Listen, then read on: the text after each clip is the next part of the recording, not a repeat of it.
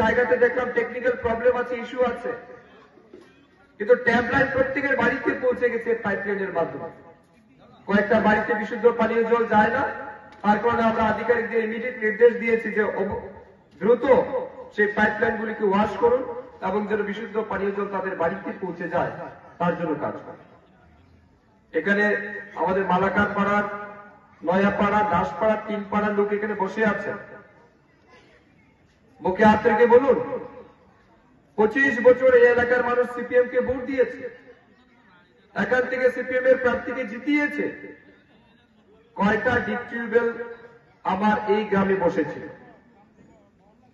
কয়টা পানীয় জলের উৎস এখানে তৈরি হয়েছে? হয়নি। কিন্তু আজ দেখুন, মাত্র 5 বছরের মাথায় আমার গ্রামে একটা বড় ডিপ টিউবওয়েল স্কিম বসেছে, মালাকার পাড়াতে আরেকটা বসেছে। এই দুইটা মিলে আমাদের এই 3 পাড়ার জলের ব্যবস্থা কমপ্লিট করছে।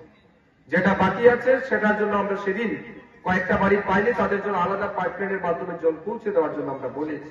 মোদির বক্তব্য, মোদির কথা এবং মোদির প্রকল্প যে দেশের মানুষের জন্য গ্যারেন্টি হিসাবে কাজ করে, তার গাড়ি গ্রামে গ্রামে ঘুরছে এবং উদ্দেশ্য একটাই, এই মোদি গ্যারেন্টির গাড়ি আমাদের গ্রাম অঞ্চলে বসবাসকারী সাধারণ গরিব মানুষ এখনো যারা সরকারি সুযোগ সুবিধা থেকে বঞ্চিত আছে কিংবা প্রধানমন্ত্রী মোদীজির ফ্ল্যাগশিপ প্রোগ্রামের আওতায় আসেনি, তাদের নাম রেজিস্টার করে তারাও যেন দ্রুত সেই সুবিধাগুলি পায়, তার জন্য সরকারের সমস্ত আধিকারিকদেরকে নির্দেশ দেওয়া হয়েছে এবং তারা গ্রামে গ্রামে যাবে। সেখানে বিকশিত ভারতের ক্যাম্প হবে, শিবির হবে এবং শিবিরে তাদের নাম নথিভুক্ত করা হবে এবং ইমিডিয়েটলি তাদের হাতে সেই প্রকল্প যেন পৌঁছে দেওয়া যায় তার জন্য কাজ চলছে।